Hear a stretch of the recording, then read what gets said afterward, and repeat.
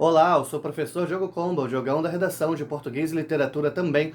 É assim que você me encontra aqui no YouTube e em outras redes sociais. Professor Diogo Comba. Peço para que você se inscreva no canal, deixe o seu like e ative o sininho. Hoje eu vou falar com vocês sobre o seguinte tema: a cultura do cancelamento como contradição à justiça social. Já digo para você tomar os devidos cuidados no próprio tema. Olha só, cara. O tema não é justiça social, o tema não é cultura do cancelamento. O tema é uma combinação desses dois fragmentos, a cultura do cancelamento versus a justiça social. Ou seja, que muitas vezes a cultura do cancelamento ela age em oposição ao que prega a justiça social, ou seja, ela é injusta do ponto de vista social, melhor dizendo assim de um modo bem óbvio, a grosso modo, como eu costumo comentar. Primeiramente, vamos definir o que é essa cultura do cancelamento. É quando você expõe um fato, geralmente através de alguma rede social, como o Twitter, né? A rede do ódio, o Instagram, a rede da vaidade e o Facebook. Não sei se ainda alguém usa Facebook, mas que acaba misturando um pouquinho dessas coisas. O que você busca? Você busca uma reação negativa e assim você ao mesmo tempo já julga e já condena uma pessoa. Você é ao mesmo tempo o juiz, o promotor, o júri, o advogado de acusação, um monte de coisa. O histórico disso, talvez um dos primeiros marcos dessa cultura do cancelamento tenha sido lá em 2017, quando uma série de produtores, diretores, atores lá em Hollywood foram acusados de assédio sexual.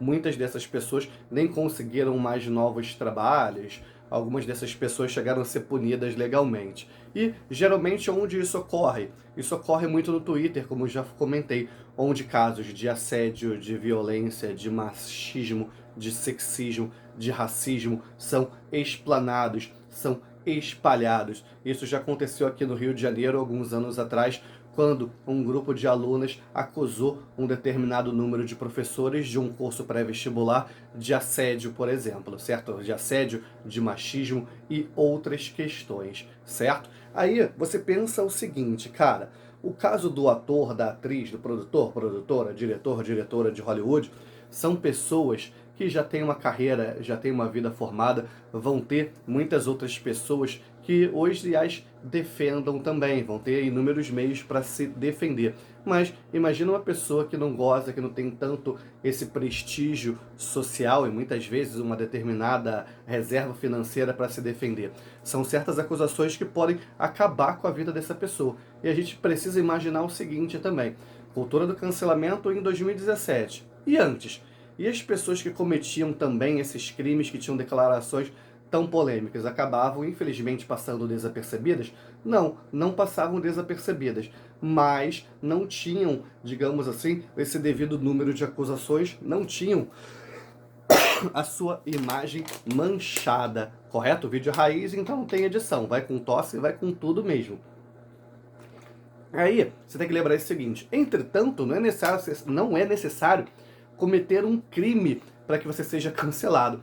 Basta que você tome uma posição errônea, uma posição polêmica, ou então que você tenha uma declaração que vá contra a declaração de um determinado número de pessoas. Basta que esse determinado número de pessoas discorde de você, sem contar com quando alguma injustiça realmente é cometida. Daqui a pouco a gente vai falar sobre isso.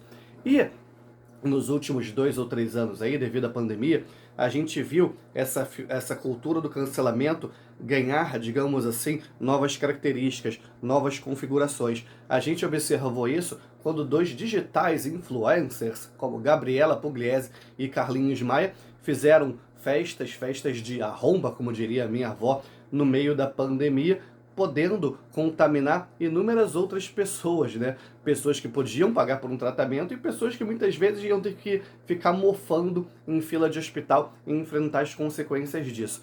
Carlinhos Maia, por exemplo, quando foi inquirido a respeito disso, quando foi perguntado a respeito disso, simplesmente xingava aqueles que o perguntavam. Tem um episódio que ele xingou o Rafinha Bastos de fedorento. O Rafinha Bastos respondeu: seus amigos não vão poder sentir o meu cheiro devido à perda lá do olfato com a questão da Covid-19, como a gente bem sabe. A gente tem também outras pessoas que passaram por questões parecidas. O Neymar, num Réveillon ainda no contexto da pandemia, ia fazer uma festa gigantesca numa mansão dele, mas a pressão via redes sociais foi tão grande que ele acabou cancelando esse festão, ou pelo menos deixou de divulgar, né? Porque ele mostrou um look dele, uma roupa ridícula, inclusive toda prateada, mostrou que tinha alugado uma mansão e que estava testando todo mundo que ia participar da festa para ver se essa pessoa estava com Covid ou não. Aí você pensa, pô, será que vão cancelar o Neymar? Uma coisa é Gabriela Pugliese, outra coisa é Carlinhos Maia, que tem, digamos assim, um público de certa forma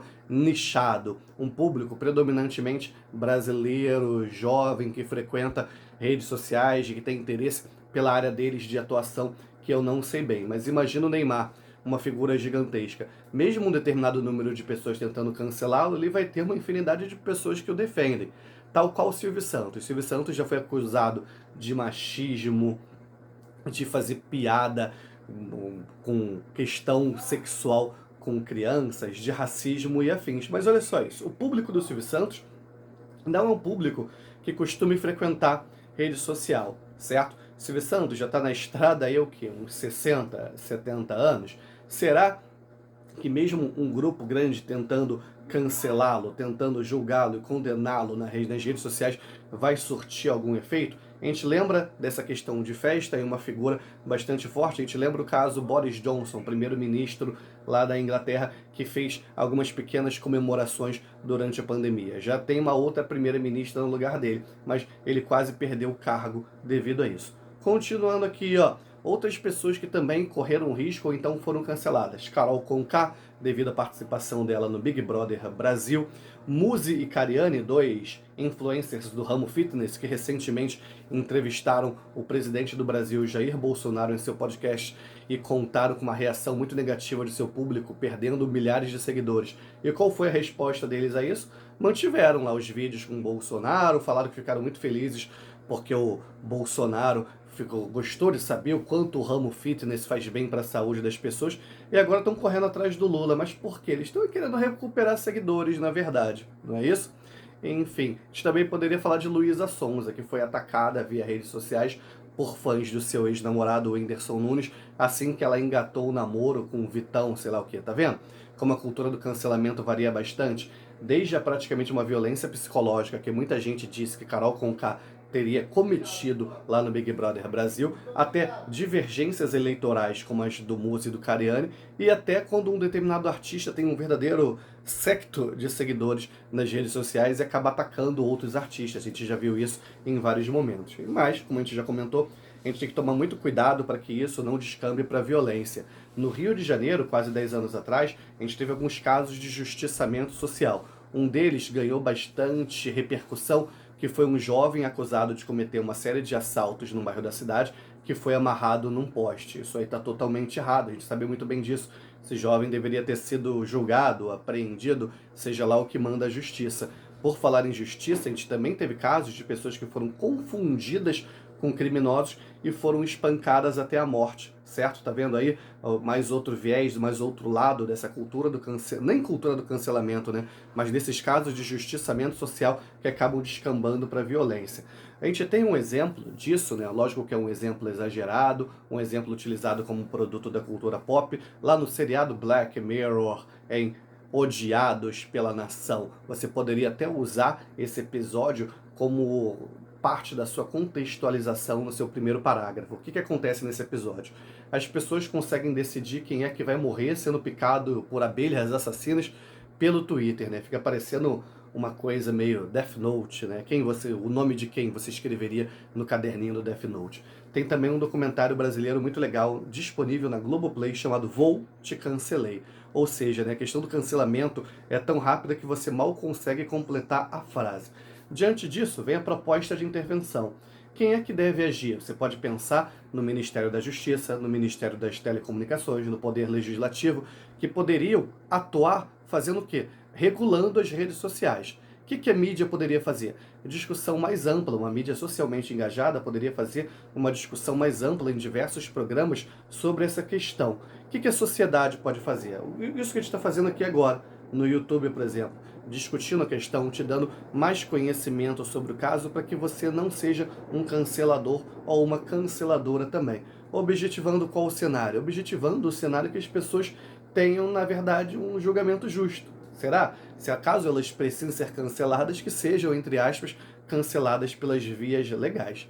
Que a força e a inspiração estejam com vocês, sem dizer adeus jamais.